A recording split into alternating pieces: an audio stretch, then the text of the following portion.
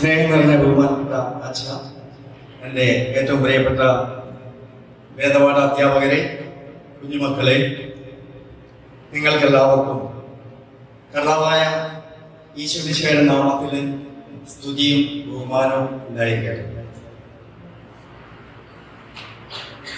അച്ഛന് രാവിലെ കുർബാന കഴിഞ്ഞതിന് ശേഷം എൻ്റെ മകനോടായിരുന്നു ഒരു ക്ലാസ്സിനെ കുറിച്ച് പറഞ്ഞത്. അവൻ ശംഷാബാദ് രൂപതയുടെ യൂത്തിൻ്റെ പ്രസിഡന്റാണ്.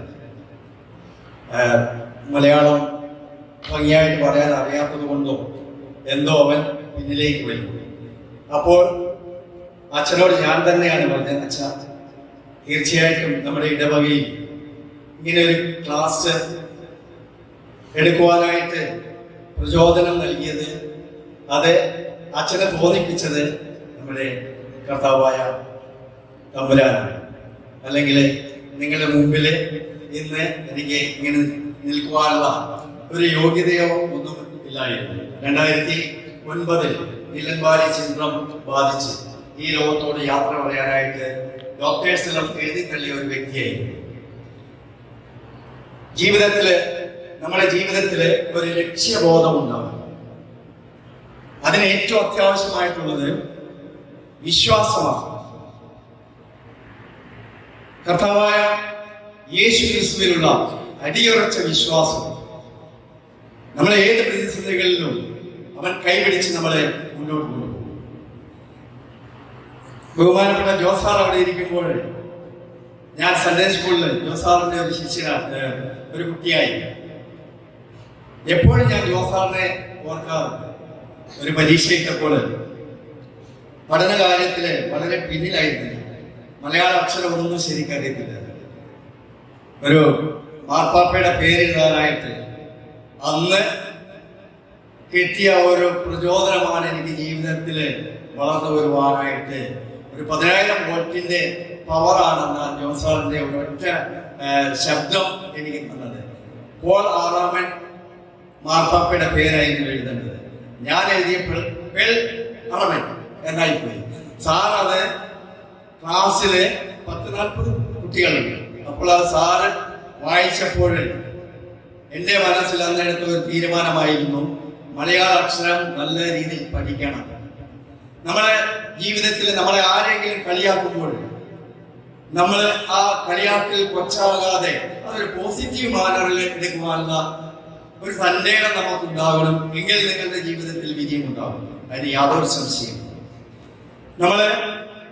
നമ്മുടെ മഹാന്മാരെ കുറിച്ച് നോക്കുകയാണെങ്കിൽ പേരൊന്നും പറയാൻ ഞാൻ ആഗ്രഹിക്കുന്നില്ല, കാരണം 10 മിനിറ്റാണ് എനിക്ക് അച്ഛൻ തന്നിരിക്കുന്നത്. അവരുടെയൊക്കെ ജീവിതം നോക്കുകയാണെങ്കിൽ വളരെയേറെ ബുദ്ധിമുട്ടുകൾ സഹിച്ചാണ് അവരെ ഏറ്റവും ലോകത്താൽ ആദരിക്കപ്പെടുന്ന വ്യക്തികളായി തീർന്നത്, ഏറ്റവും മുകളിൽ എത്തിച്ചേർന്നത്. നമ്മുടെ ജീവിതത്തിലും ബുദ്ധിമുട്ടുകൾ ഉണ്ടാകുമ്പോൾ മാത്രമേ, ആ സഹനത്തിന് മാത്രമേ ഒരു വിജയം ഉണ്ടാവുകയുള്ളൂ എന്ന് പറയുവാനായിട്ട് ഞാൻ ആഗ്രഹിക്കുകയാണ്. അതുപോലെ കുട്ടികളായ നിങ്ങളുടെ മുഖത്തേക്ക് നോക്കുമ്പോൾ വളരെ സന്തോഷമുണ്ട്. കാരണം എനിക്ക് നിങ്ങളോട് പറയാനുള്ളത്, മാതാപിതാക്കന്മാരെ സ്നേഹിക്കണം. നിങ്ങളുടെ അപ്പച്ചനെയും അമ്മച്ചയും ഒക്കെ സ്നേഹിക്കണം. വളരെയേറെ കഷ്ടപ്പെട്ടാണ് അവർ നിങ്ങളെ പഠിപ്പിക്കുന്നത്. അവരോട് നിങ്ങൾ ബഹുമാനിക്കുന്നുവെങ്കിൽ സ്വർഗസ്ഥനായ പിതാവിനെയാണ് നാം ബഹുമാനിക്കുന്നത്, ആദരിക്കുന്നത്. അവരുടെ അനുഗ്രഹം നമ്മുടെ ജീവിതത്തിൽ ഉണ്ടാവണം. ആ അനുഗ്രഹത്തിന് വേണ്ടി നമ്മൾ പ്രാർത്ഥിക്കണം. അതുപോലെ നമ്മുടെ ജീവിതത്തിൽ ഒരു ലക്ഷ്യം ഉണ്ടാവണം. ഞാൻ ആരായിത്തീരാൻ ആഗ്രഹിക്കുന്നു. ഞാൻ എപ്പോഴും ഞങ്ങളുടെ ക്ലാസ്സിൽ നഴ്സറി വരുന്ന കുട്ടിയോട് ചോദിക്കാറുണ്ട്, വാട്ട് ഈസ് യുവർ ഡ്രീം? നിങ്ങളുടെ സ്വപ്നം എന്താണ്? എന്തായി തീരാനായിട്ട് ആഗ്രഹിക്കുന്നു? അവർ പറയും, എനിക്ക് ഡോക്ടറായി തീരണം, എഞ്ചിനീയറായി തീരണം, ഒരു ടീച്ചറായി തീരണം, അല്ലെങ്കിൽ ഒരു IAS തീരണം. നമ്മുടെ ജീവിതത്തിലും അതുപോലെ ഒരു ലക്ഷ്യബോധം ഉണ്ടാകും. ഇന്ന് എനിക്ക് കൊച്ചു മക്കളോട് പറയാനുള്ളത്, നമ്മൾ പരസ്പരം ആരെയും ഉയർത്തിക്കാട്ടാതെ, ആരെയും കളിയാക്കാതെ അവർക്ക് വേണ്ട പ്രോത്സാഹനം കൊടുക്കണം. വളർന്നു വരുവാനുള്ള പ്രോത്സാഹനം കൊടുക്കണം. കാരണം നാളെ ഇവരാരായിത്തീരുമെന്ന് ഒരുത്തർക്കും പ്രവചിക്കാനായിട്ട് സാധ്യമല്ല. നാളെ കുട്ടികൾ ആരായിത്തീരുമെന്ന് ഒരു കുഞ്ഞുങ്ങൾക്കും പ്രവചിക്കാനായിട്ട് സാധ്യമല്ല. താനും പദ്ധതി നമ്മുടേതാണെങ്കിലും അന്തിമമായ തീരുമാനം കർത്താവിൻ്റെതാണ്. ആ തീരുമാനത്തിന് വേണ്ടി കർത്താവിനെ മുറുകെ പിടിച്ചുകൊണ്ട് നമ്മുടെ ജീവിതത്തിൽ യാത്ര ചെയ്യുക. പഠിക്കുമ്പോഴൊക്കെ ഒരു ടൈം ടേബിൾ നമ്മൾ എഴുതി വെക്കണം. ഞാൻ നിങ്ങളോട് പറയുന്നില്ല 12 മണിക്കൂർ അല്ലെങ്കിൽ 24 മണിക്കൂർ പഠിക്കണം എന്ന് ഞാൻ പറയുന്നില്ല. നിങ്ങൾക്ക് പഠിക്കുവാനായിട്ട് നല്ല ബോധ്യവും മൂടുമുള്ളപ്പോൾ ഇരിക്കുക.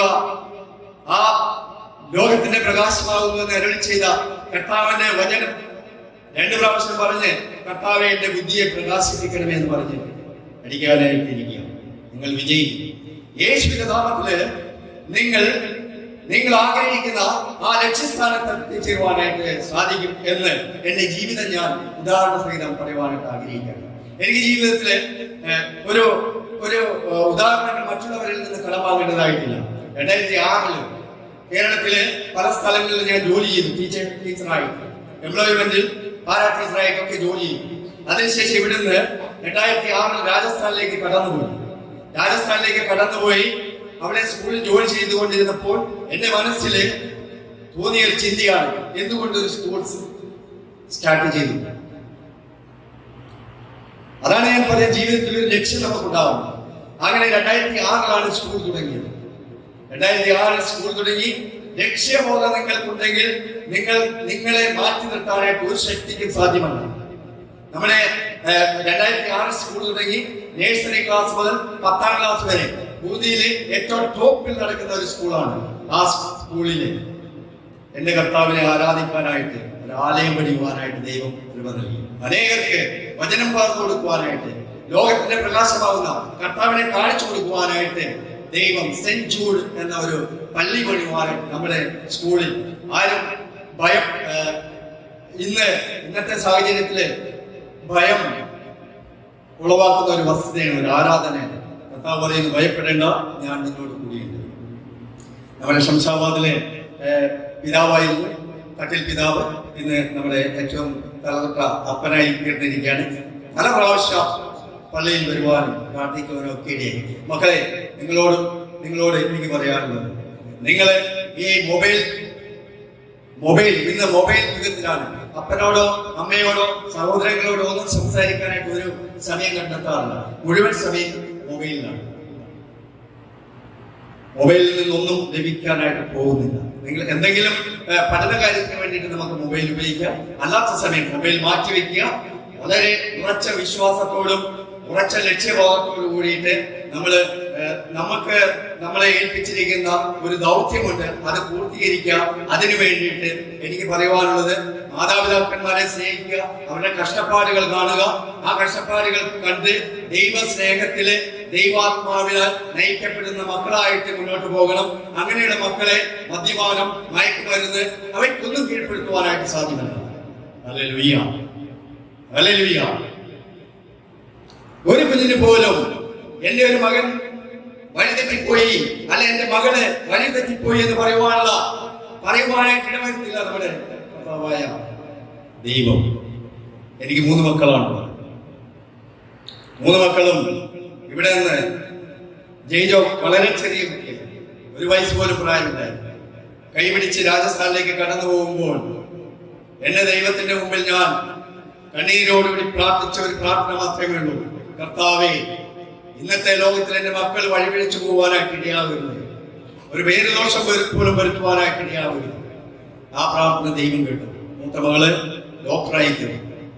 2ാമത്തെ മകള് ഇന്ന് ഖത്തറിലെ ബ്രിട്ടീഷ് സ്കൂളിൽ, അവിടെ ഒരു സ്വപ്നമായിരുന്നു, എനിക്ക് ബ്രിട്ടീഷ് സ്കൂളിൽ പഠിപ്പിക്കണം. ഞാൻ പറഞ്ഞു, നിന്റെ തലയിൽ വരെയുണ്ടെങ്കിൽ, ദൈവത്തിൽ വിശ്വാസമുണ്ടെങ്കിൽ തീർച്ചയായിട്ടും അവിടെ നിനക്ക് പഠിപ്പിക്കാനായിട്ട് സാധിക്കും. അവൾ ഇന്ന് ബ്രിട്ടീഷ് സ്കൂളിൽ ടീച്ചറായിട്ട് ജോലി ചെയ്യും. ജോമോൻ, അവന്റെ ആഗ്രഹമാണ് ഒരു IAS-കാരനായി തീരണം എന്നുള്ളത്. BA കഴിഞ്ഞു. MA final semester August September മാസത്തിലുണ്ട് പരീക്ഷ. ചോദിപ്പിൻ തരപ്പെടും, അന്വേഷിപ്പിൻ കണ്ടെത്തും, മുട്ടുവിൻ തുറക്കപ്പെടും. ജീവന്റെ വചനമാണ്. ഹൃദയം നുറങ്ങിയവർക്ക് കർത്താവ് സമീപസ്ഥനാണ്.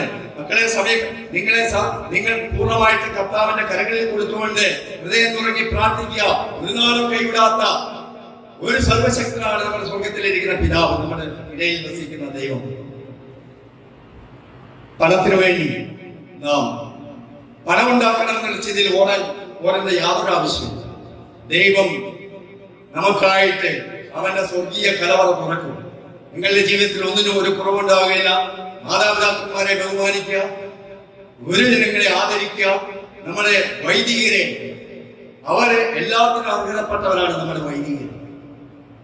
ആ വൈദികരുടെ പ്രാർത്ഥന നമ്മുടെ ജീവിതത്തിന് അനുഗ്രഹമായിരിക്കും. നമ്മുടെ കുടുംബത്തിന് ഒരിക്കലും കെട്ടുപോകാത്ത മെഴുകുതിരി പോലെ കത്തിച്ചൊലിക്കുന്ന, അതിലുപരിയായിട്ട് ചൊലിക്കുന്ന പ്രാർത്ഥന ശക്തിയുള്ളതായിരിക്കും.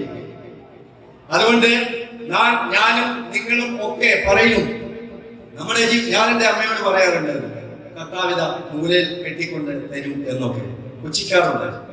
ജീവിത സാഹചര്യം അതുപോലെ കഷ്ടപ്പാടിന്റെ നെല്ലിപ്പലകൾ കണ്ടൊക്കെ വളർന്നു വന്നവരാണ് ഞാൻ. ജോസാറും എല്ലാവർക്കും അറിയാം. പക്ഷേ അനേകായിരങ്ങളെ എനിക്കും നിനക്കും വേണ്ടി പല സ്ഥലങ്ങളില് ഒരുക്കുന്നവരായ ഒരു ദൈവം നമ്മുടെ ഇടയിൽ ജീവിക്കുന്നു എന്നുള്ള സത്യം നാം മനസ്സിലാക്കുന്നു. ഹല്ലേലൂയ. നിങ്ങളുടെ ജീവിതത്തിലും ആ വിശ്വാസം ഉണ്ടാവണം. വിശ്വാസത്താൽ നാം മുന്നോട്ട് നയിക്കണം. അപ്പോൾ എത്ര വലിയ ചെങ്കടലായാലും അത് നടുവെ പിളർക്കുന്നവരാണ് നമ്മുടെ സർവശക്തനായ യേശു ക്രിസ്തു. അതുകൊണ്ട് നമ്മുടെ ജീവിതത്തിൽ ഒരു ടൈം ടേബിൾ വയ്ക്കുക, നല്ലവണ്ണം പഠിക്കുക. നല്ലവണ്ണം പഠിക്കുമ്പോൾ അതിന്റെ കൂടെ തന്നെ പ്രാർത്ഥനയും വളരെ ആവശ്യമാണ്. പ്രാർത്ഥനയും മാതാപിതാക്കന്മാരെ സ്നേഹിച്ചുകൊണ്ട് അവരുടെ കഷ്ടപ്പാടുകൾ കണ്ടുകൊണ്ട് നാം മുന്നോട്ട് പോകുക. ദൈവം നമുക്ക് പ്രതിഫലം നൽകും. ദൈവം നമുക്ക് പ്രതിഫലം നൽകും. ഞാൻ പറഞ്ഞല്ലോ, ഒരു ഉദാഹരണങ്ങൾ ഒരിടത്തൊന്നും എടുക്കേണ്ട ആവശ്യമില്ല. എന്റെ ജീവിതത്തിലെ ഉദാഹരണങ്ങൾ. അതുപോലെ ഈ മൊബൈൽ ഇന്ന് അപ്പച്ചനോടും പപ്പയോടും അമ്മയോടും ഒന്നും സംസാരിക്കാനായിട്ട് സമയമില്ല. എല്ലാം മൊബൈലിൽ കൂടിയാണ്. ഞാൻ എൻ്റെ മക്കൾക്ക് വാണിംഗ് കൊടുത്ത ഒരു കാര്യം, മൊബൈൽ ഉപയോഗിച്ച് പ്രശ്നമൊന്നും പൂർണ്ണ സമയം മൊബൈലിൽ നിങ്ങൾ മുഴുകിയിരിക്കുന്നുവെങ്കിൽ അത് നിങ്ങളുടെ ഉന്നമനത്തിനുള്ള നാശത്തിനുള്ളതാകുന്നു. നിങ്ങൾ വളർന്നു വരുന്ന ജനറേഷൻ നിങ്ങളെ വഴിതെറ്റിക്കാനായിട്ട് അനേക ഇതിന്റെ അകത്ത് ചതിക്കുഴികളുണ്ട്. അതുകൊണ്ട് എന്റെ മക്കളെ, നിങ്ങളോട് എനിക്ക് പറഞ്ഞു തരാനുള്ളത്, നിങ്ങൾക്ക് എനിക്ക് പറഞ്ഞു തരാനുള്ളത്, ഏറ്റവും നല്ല കൂട്ടുകാരന്മാരും കൂട്ടുകാരിയും നമ്മുടെ മാതാപിതാക്കന്മാരും. അവരുടെ മുമ്പിൽ ഹൃദയം തുറക്കുക, അവരോട് പറയുക കാര്യങ്ങളൊക്കെ. ഒരു 10-18 വയസ്സാകുമ്പോൾ നമ്മുടെ കൂട്ടുകാർ പറയുന്നത് മാത്രമാണ് നമ്മൾ കേൾക്കാറുള്ളത്. നല്ലതെങ്കിൽ നമ്മുടെ കൂട്ടുകാർ പറയുന്നത് കേൾക്കണം, അതിന് ഞാൻ എതിരൊന്നുമല്ല. പക്ഷേ നമ്മുടെ നല്ല ഭാവിക്ക് വേണ്ടിയിട്ടാണ് മാതാവും നമ്മുടെ പിതാവും ഒക്കെ കഷ്ടപ്പെടുന്നത് എന്നുള്ള ഉറച്ച ഒരു ബോധ്യം നമ്മുടെ ജീവിതത്തിൽ ഉണ്ടാവണം. അതുപോലെ നിങ്ങൾ പഠന സമയത്ത് ഞാൻ സൂചിപ്പിച്ചു, 12 മണിക്കൂർ പഠിക്കുവാനായിട്ട് ഞാൻ പറയുന്നത്. ഞാൻ 10ാം ക്ലാസ്സിൽ തോറ്റ വ്യക്തിയെ, തോറ്റപ്പോഴാണ് എനിക്ക് ബോധോദയമുണ്ട്. ഇനി എന്ത് ചെയ്യും എന്നുള്ള ചിന്ത. അത് കഴിഞ്ഞിട്ട് ഇന്ന് വരെ ജീവിതത്തിലേക്ക് തിരിഞ്ഞു നോക്കേണ്ടതായിട്ട് വന്നിട്ടില്ല. അതുകൊണ്ട് നിങ്ങളുടെ ജീവിതത്തിൽ ഫസ്റ്റ് റാങ്ക് കിട്ടിയില്ലെങ്കിൽ മാതാപിതാക്കന്മാരുടെ ഒരു കുറവാണ്. കുട്ടിക്ക് ഫസ്റ്റ് റാങ്ക് കിട്ടിയില്ല, ഫസ്റ്റ് ഡിവിഷൻ കിട്ടിയില്ലെങ്കിൽ അവരെ കുറ്റപ്പെടുത്തുന്നു. എനിക്ക് നിങ്ങളോട് പറയാനുള്ളത്, നിങ്ങളുടെ ജ്ഞാനഗുരു പറഞ്ഞതുപോലെ ഫസ്റ്റ് റാങ്ക് പഠനത്തിൽ കിട്ടിയോ ഇല്ലയോ എന്നുള്ളതല്ല, ജീവിതത്തിൽ വിജയിക്കുവാനുള്ള ഒരു ബോധ്യം നമുക്ക് നമ്മുടെ ജീവിതത്തിൽ ഉണ്ടാവണം. നമ്മുടെ ജീവിതം അത് നമ്മൾ ആസ്വദിക്കണം. അത് ആസ്വദിച്ചുകൊണ്ട് മുന്നോട്ട് പോവുക. ജീവിതത്തിലാണ് വിജയിക്കേണ്ടത്.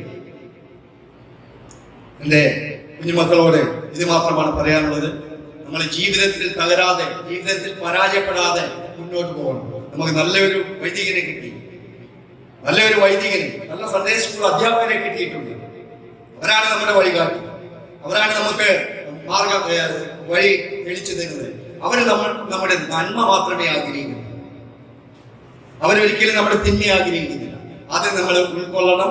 അതുകൊണ്ട് ഇവിടെ എനിക്ക് നിങ്ങളുടെ മുമ്പിൽ നിൽക്കുവാനായിട്ട് അവസരം തന്ന എൻ്റെ സ്നേഹനിധിയായ വികാരിയച്ഛനോടും എൻ്റെ ഇടവകയിലെ എല്ലാ അംഗങ്ങളോടും നന്ദി പറയുന്നു.